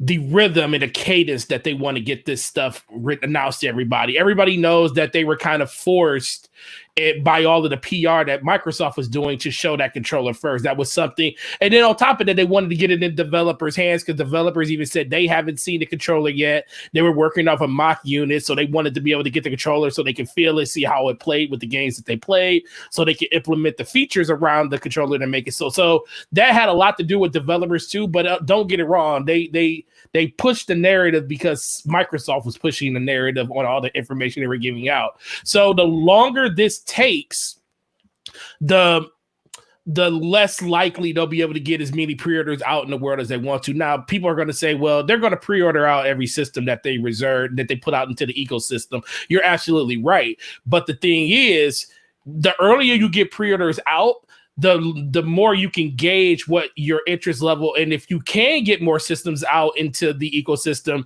if you get those first set of pre-orders out there, you can get more people in later if you get more allocated that you can actually get in, because this isn't just about what's going to happen in October and November. What about December? What about January? They're going to want to have systems going into that second holiday that we call tax season, because that's when a lot of people buy systems. Why do you think systems ran off the shelf during this pandemic right now? Mostly, because people are stuck at home. But another reason, the president gave everybody freaking a bunch of money, so people was out spending even more money. So they're out here being super irresponsible. No, I ain't gonna say they're being super irresponsible, but people are out here, spending their money on the things that they enjoy doing. And I think that is another instance where I think they want to have as much out there, because the narrative is always going to be around, like, can I get more? Can I get more? All these companies want to get as many people in their ecosystem as possible. So if I can get people in day one, say I can get 6 million pre-orders on my initial run. That's basically what my drum is for the initial launch. Then I might have an opportunity, like, hey, is it possible that we could even get another 2 million before the end of the year? Is that a feasible thing? Or are we going to scale this back so we can make sure we have some for the beginning of the year? You only know that information once the pre-orders go live, and you can start making business decisions past just the initial run-up with the system, because the PlayStation 5 is going to have a 7, 8, 9, maybe even 10-year lifespan. So they want to get it started quickly and get people in that ecosystem as fast as possible. And really, it comes down to who's going to launch this system first. I feel like whoever launches first is going to have a huge advantage, because I think money is going to be really, really tight for people going into this holiday, because people are going to be trying to save up as much money for other things that's going on.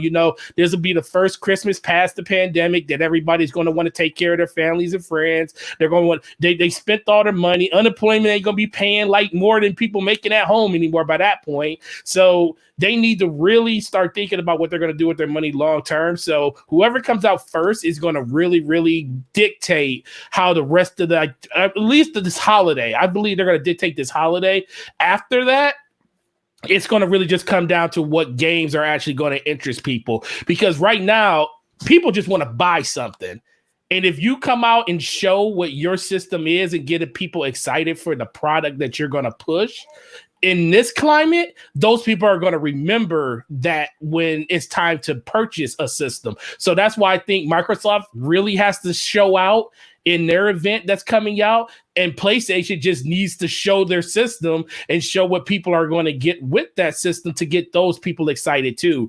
So only time will tell, but the longer they wait, the more detrimental it is for them to sell more systems going, long term, like at least in the interim when it comes to this holiday, versus having more to do, when all this is cleared up and then everybody's on the same page. You make a lot of great points there, dude. And obviously, you know this firsthand because you are in the business, and you get a chance to talk with the consumers, talk with the customers. Customers become friends. They come in, they ask your opinion about console A, B, and C, and of course, you being an honest dude, you give them the truth. You're not there just to sell one console over another. You're there to just do your due diligence as a community member.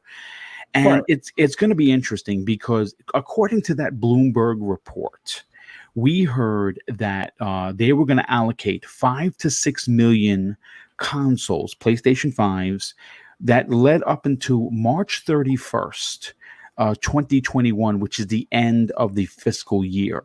Right. And that I got to tell you is not going to be enough. Now, I don't know if they're going to, how truthful that report was, but it was from the Bloomberg, It was definitely, I think it was very much truthful. I think what's going on with these companies right now, they're underestimating. It's easy. You have to underestimate what you think you're going to do during this. I agree.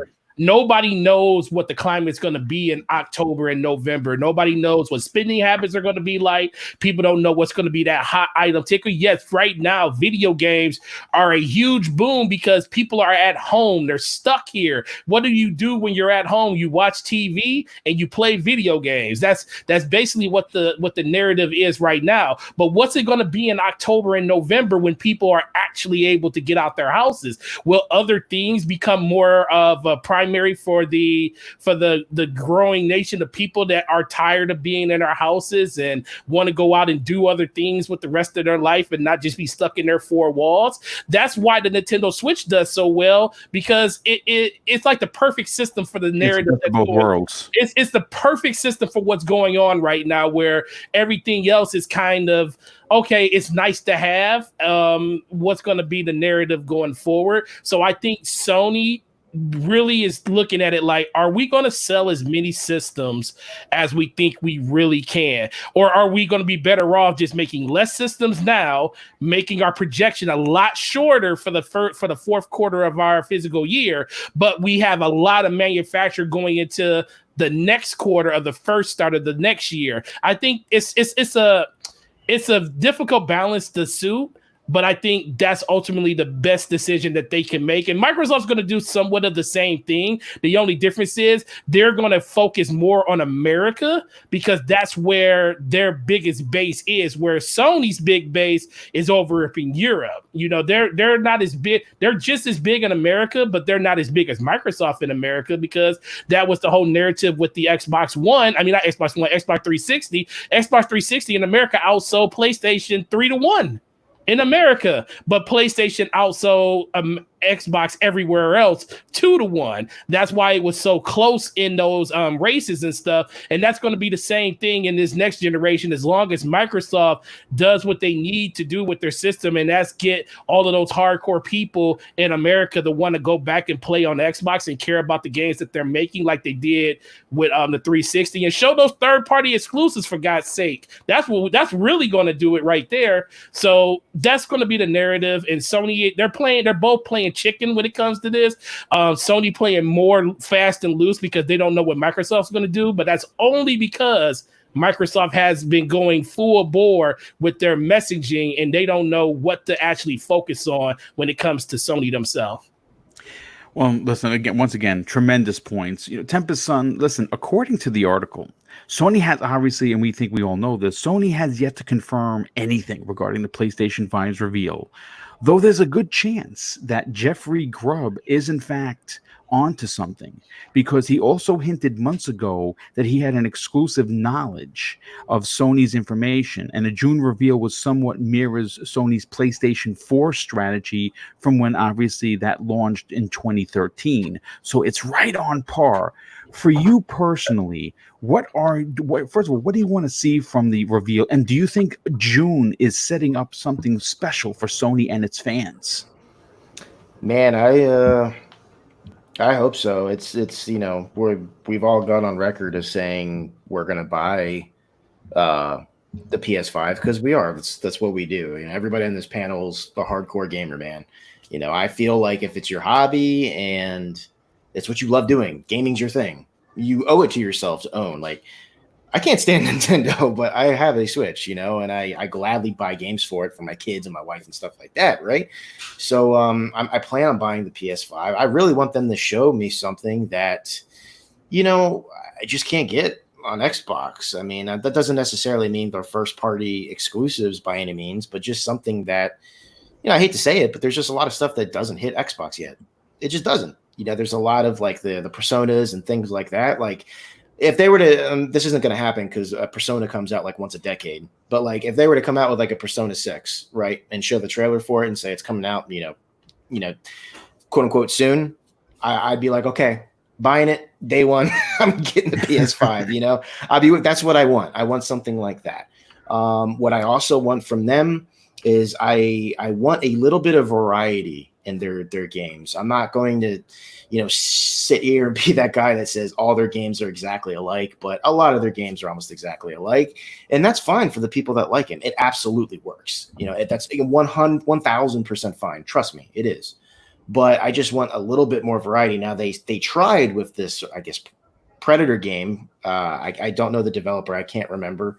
They're the developer that made Friday the 13th. Exactly. Thank you. So they tried. Keyword on tried, but they tried, and it's not working out too well for them. But at least, you know, they tried, and they are the ones fitting the bill. That is published by Sony. So don't say it's not a Sony game. It is at least published by them. But I want more efforts like that, and I just want them to have a successful one. That's all. I just want them to give more of a reason. I haven't had a PlayStation Plus almost ever, just because there's no reason. I even think for people such as Boom yourself, I don't want to speak for you, but there's probably not too much of a reason for you to have PlayStation Plus as well, unless you're honestly interested in the free games they give you. But you buy what you like. Yes. So they haven't given you a reason because there's no multiplayer offerings, you know, at least none that exclusive to them that you can't play somewhere else. So I just want more of a reason to have that service, you know, point blank. That's what I want. And that's really about it. I've had every PlayStation that's ever been. My favorite is going to catch people off guard, but my favorite out of all of them is the PlayStation Vita. I absolutely adore that little handheld. I still that was such a great console, dude. Totally underrated. Exactly. I still think to this day that it's a better handheld than the Switch. I mean, you know, she'll shoot me, but that's just the way I feel. I absolutely love that handheld. But I've owned every PlayStation, man, and I have good gaming memories on all of them. So PlayStation is such a big brand for a reason. They've been around since I think 95, I believe. And I remember going in, I think it was Sears. They used to have the kiosks and stuff. Oh, I was pretty young, but I used to love going into Sears. And my parents would, you know, back then it was a little different than it is today, but they let me go off and I'd sit there and stand there and I'd be like, oh, God, you're not done shopping yet? Screw you guys. Like, I want to stand here and play this kiosk, you know, but I eventually ended up getting my PlayStation. And from PlayStation 1 through PlayStation 2, that was my console of choice. I absolutely loved the Xbox, but they just had experiences there you just couldn't get anywhere else. I'm talking about, you know, the JRPGs and stuff like that. Yeah, that's plenty of them. That's where my love is for the Sony brand. I just played pretty much completely through twice Final Fantasy VII Remake. Now, I don't think that game should have been exclusive because it just has a year exclusive. So it was obviously just a deal that was made. But, you know, I was able to play that and I loved every second of it. So, you know, that's what I want personally, is just a tailored focus on something that I can't get elsewhere. And I truly believe that Sony is still a place for some of those good experiences you just can't get anywhere else. So that's what I'm looking for. So. No, well, great point. And closing out this topic, let's bring Cybernox back into the conversation. Cybernox, listen, again, this gentleman that's known on Reddit very rarely gets it wrong. And of course, thanks to Kid Smooth telling us earlier when he was speaking about Jason Schreier, almost confirming that June 4th is going to happen. For you, do you think this is going to be big for Sony's fans? Because they're starving. We're all starving to see what the console looks like, potentially get a price, get a release date, and see what other first-party games are coming. June 4th sounds perfect to me. What do you want to see if this comes to reality this coming June? Yeah, I definitely think they are gonna do something in June. If they're saying June 4th, seems like a reasonable date. Like Kid Smooth mentioned before, they're running out of time to give us anything. And I think the longer they prolong this, the worse it is for them. I know Microsoft gave them a little bit of breathing room because of this Inside Xbox, but I think they're gonna take advantage of Microsoft mishap and just give us everything. You know, they might show us the console price, give us their E3 presentation on June 4th. I'm expecting to see, you know, what they have for next gen. We know what their two big titles are coming out this year, but I want to see something like smart delivery. If that's, I forgot what they're calling it on the PlayStation. Oh shoot, I forgot. Cross buy? Is that what you're Is it talking cross? about? Is it cross buy? So I don't even think Sony hasn't said a word about that. Yeah, I They've want them to clarify more about, the backwards compatibility. Show us, just show us just give us show us the at least show us the console. That's what I'm looking for the most. Just show us the console. Let us take a look and see what it is. I know it's gonna resemble the controller a little bit. It's gonna have some of that futuristic design to it, which I happen to like. I'm not a big fan of the controller though, but I like that sort of design. That's all you can say for Sony. They always surprise people. They always know, like, their first party studios, they're magicians, man. They know how to pull off some things that no other company seems to do. Hopefully Microsoft can take a note out of their books, take a page out of their notebook. But I want to see, what they have in stores for us next gen. All we've seen right now is Godfall, and there was one other game that I can't that was recall right the now. Quantum Era. Quantum Era, yes. So give us everything. They can't hold anything back now. I'm not sure if they'll reveal us the price just yet, but if they do, I don't think they can hold anything back. I don't think Microsoft's gonna have another mishap. I think they learned a lesson from this Inside Xbox, and whatever Sony whatever Sony does on June 4th, Microsoft's just got to be ready to rebuttal it. But yeah, I'm just excited for next gen. I want to see what they're going to show us. I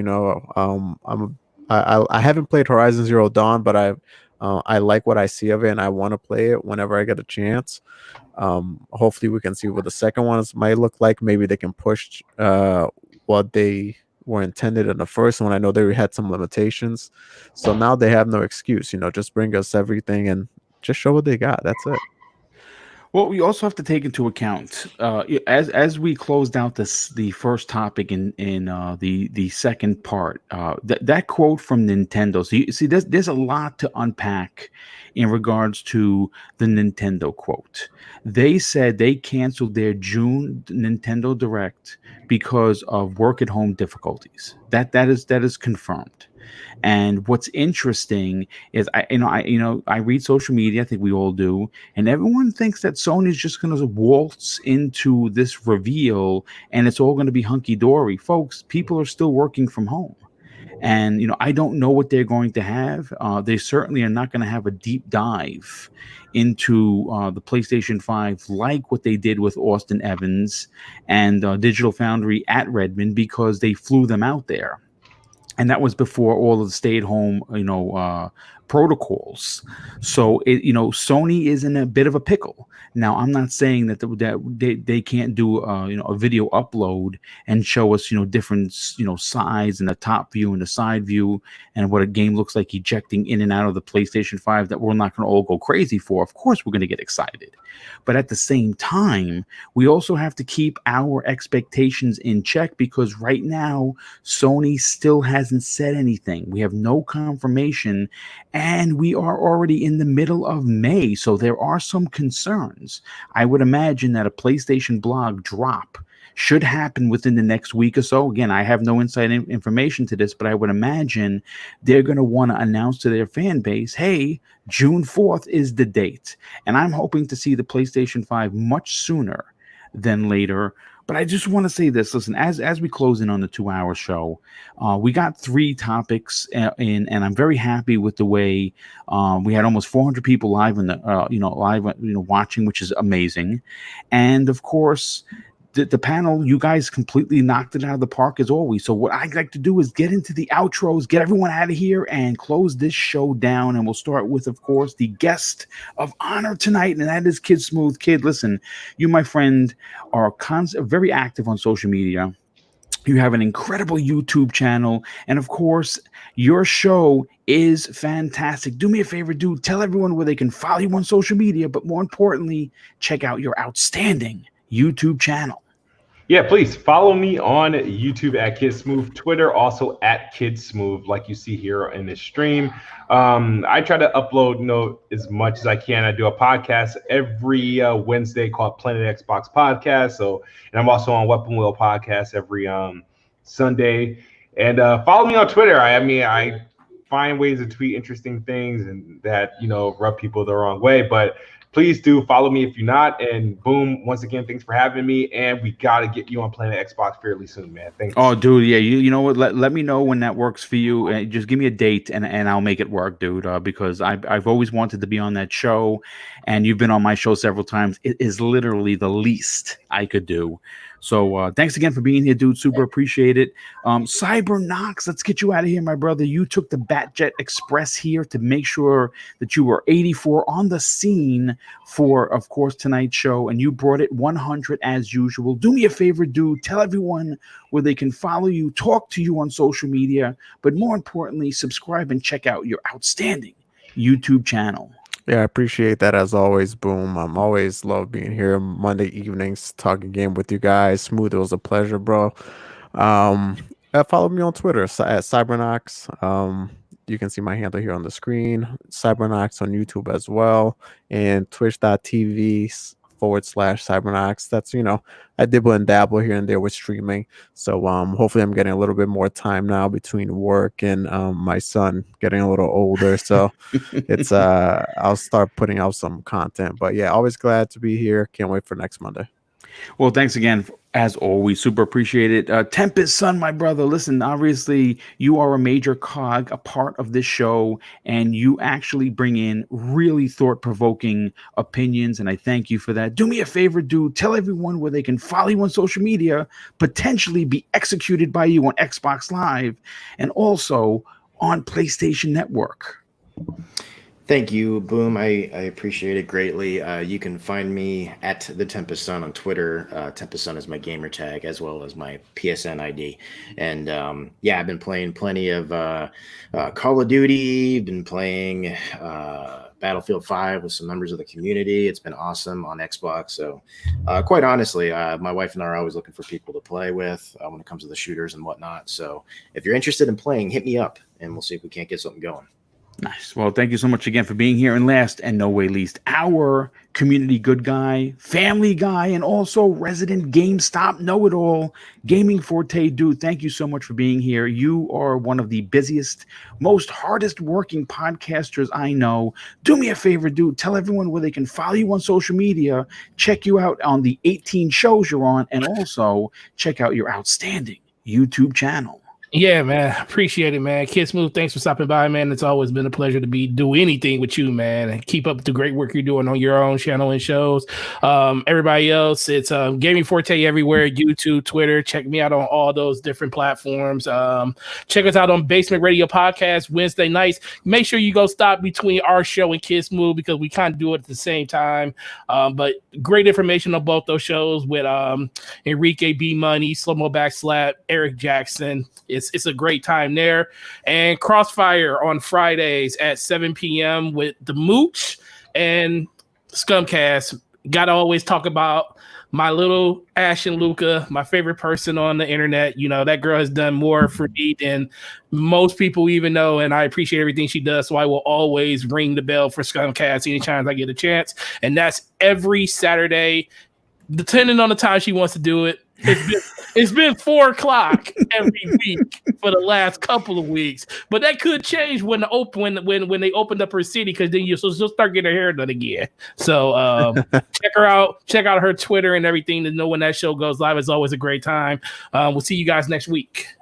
Well, once again, this was a great show. If you enjoyed it, do me a favor. On your way out, hit that like button, share this on social media, and tell a friend or two that you know what? We have a podcast that is positive, brings in lots of big guests, and always has something going on for the Double Barrel Gaming Network. And of course, I want to thank everybody for being here. I also want to say a big thank you for the generosity that this outstanding community continues to show me with the super chats. Thank you so much.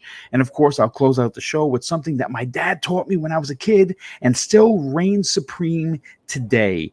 2 things he used to say: son, treat others how you want to be treated, and it doesn't cost anything to be nice. You live by those rules, and I can guarantee you are going to have an awesome day. Take care, everyone. Good night, and we'll see you next week on the newest episode of Primetime Gaming with Mr. Boomstick and Friends.